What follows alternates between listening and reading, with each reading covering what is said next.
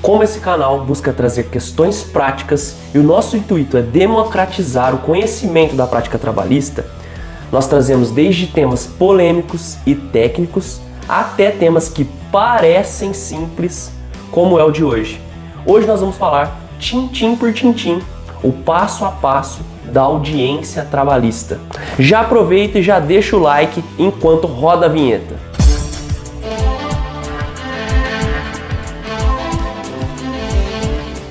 Fala pessoal, sejam muito bem-vindos a mais um vídeo do canal Esquematizando Juridiquês. Eu sou Estênio Furtado e no vídeo de hoje nós vamos detalhar tintim por tintim como funciona a audiência trabalhista, passo por passo. Como eu vou falar ponto por ponto, é importante que você acompanhe todos para não se perder depois. A audiência trabalhista, ela se inicia com o pregão. O que é o pregão? O pregão é a chamada das partes para ingressarem na sala de audiência. Normalmente é dito ali o número da vara, o horário da audiência e até mesmo o nome das partes. E aí fica mais ou menos assim, sei lá. Segunda vara, audiência das 13h30, João versus a construtora X. Então na prática, o que vocês precisam fazer? Os advogados e as partes ingressarem na sala de audiência. Como eu sei que pode surgir eventual dúvida nesse sentido, em especial para os advogados iniciantes ou de primeira viagem, eu trouxe aqui essa imagem. O advogado do reclamante senta-se sempre ao lado esquerdo do juiz e o advogado da reclamada se senta sempre ao lado direito e as partes sempre ao lado dos seus advogados. Não esquenta a cabeça se for sua primeira audiência. Você vai ter calafrio, vai dar nervosismo e além de todas as questões do processo, você ainda vai ter que se preocupar sim no local onde você deve sentar. Mas aqui vai a dica clássica para quem atua na Justiça do Trabalho. Para não se esquecer, a Justiça do Trabalho, há muito tempo atrás, ela tinha uma fama de ser pró-trabalhador.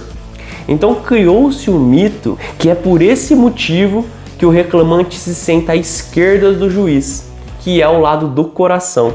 Então, tá pelo reclamante? Senta do lado do coração do juiz. Tá pela reclamada? Senta do outro lado.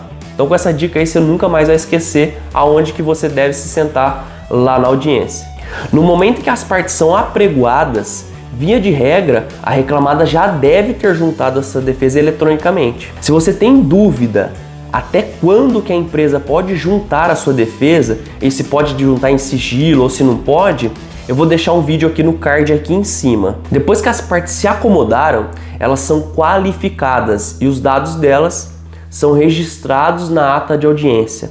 Na prática, basta você, advogado, apresentar a sua carteira profissional junto com os documentos das partes. Para a reclamada, esse ponto da audiência ele pode requerer um pouco mais de atenção, porque já deve ter sido juntado com a defesa os atos constitutivos da empresa, que pode ser o contrato social, estatuto social, ata de assembleia, certidão da junta comercial, enfim. Se faltou algum documento, você como advogado da reclamada, peça prazo para você juntar e tenha atenção que constou esse prazo lá na ata. Depois de todo mundo sentado e qualificado, o juiz obrigatoriamente perguntará se tem alguma proposta de acordo. Aqui, cada juiz faz da sua forma. Alguns são um pouco mais insistentes para fazer a conciliação, alguns até fazem cálculos para encontrar ali um meio termo, eles chamam até isso de proposta do juízo.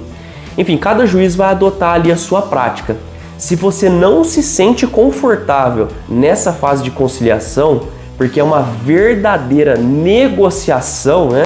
Eu fiz uma live com mais de 1h30 só tratando de técnica de negociação e eu vou deixar o link aqui em cima também. Se a conciliação for frutífera, os termos da negociação serão descritos na ata de audiência. Então vai constar lá o valor, a forma de pagamento, a quantidade de parcelas, se for o caso, a data de vencimento dessas parcelas, multa por descumprimento do acordo também é muito importante, a natureza das verbas que estão sendo pagas ali naquela negociação e tudo mais que for negociado ali entre as partes. Nesse caso, a audiência e o processo se encerram nessa fase. Se não for frutífera a negociação, o juiz recebe aquela defesa que já deve ter sido protocolada eletronicamente, ou ele dará um prazo de 20 minutos para a reclamada fazer a sua defesa oralmente. E aqui eu já dou uma dica prática.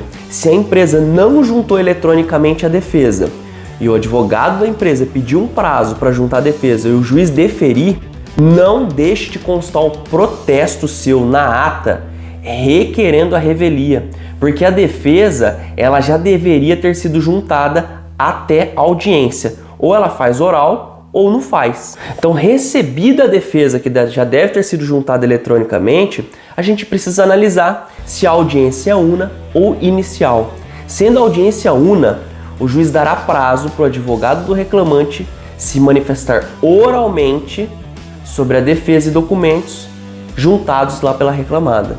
Sendo a audiência inicial, via de regra, o juiz interrompe a audiência nesse momento e concede um prazo para o advogado do reclamante fazer ali a réplica, né? Aí normalmente isso ocorre de forma escrita, porque foi interrompida a audiência. E aí o advogado faz o protocolo da réplica ou manifestação sobre a defesa e documentos eletronicamente também. E aí, feita a réplica, passa-se a oitiva das partes. Via de regra, ouve-se o reclamante primeiro. E aí o juiz pode ouvir de ofício, ou ele pode dar a palavra para o advogado da reclamada para ele se manifestar se ele pretende ouvir o reclamante ou não.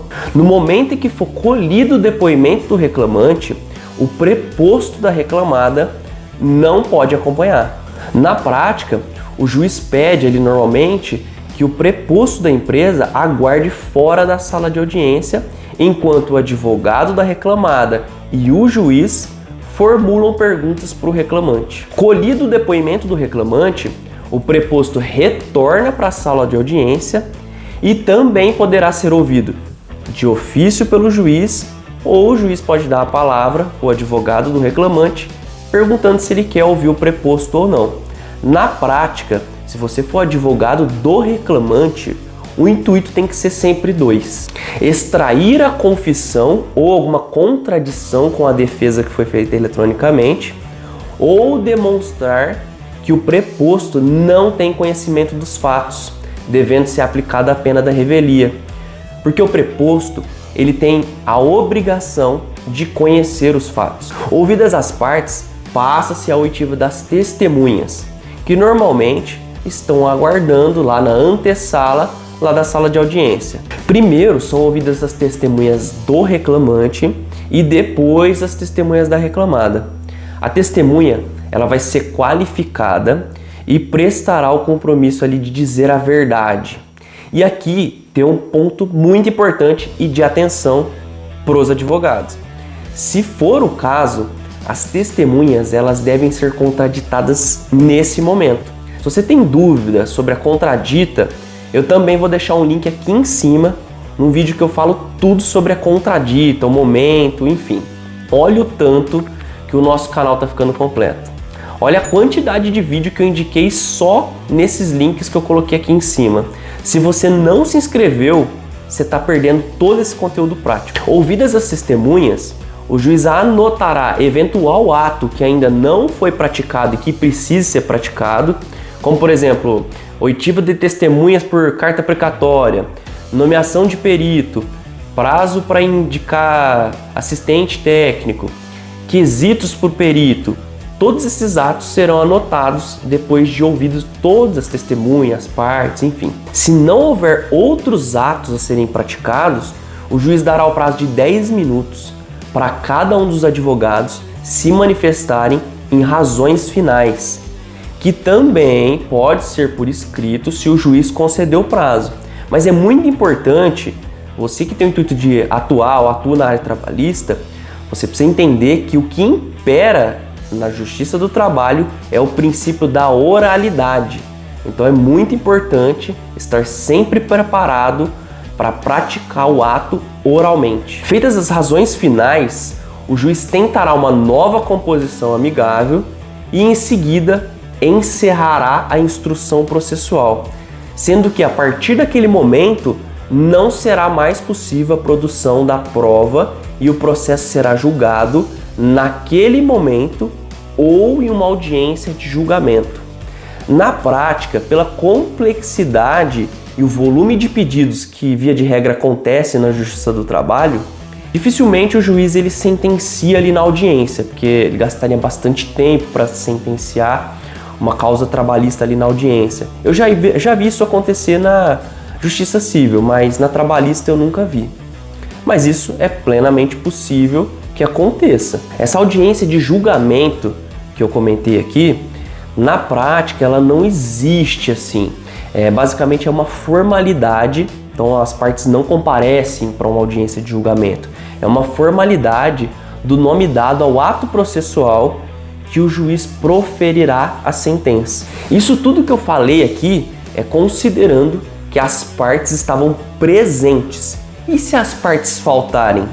Sobre esse assunto, eu vou deixar um vídeo aqui do lado. Clica aqui na minha foto para você se inscrever no canal. Gostou do vídeo? Me deixa aqui nos comentários, toque no sininho, se inscreva no canal e tchau!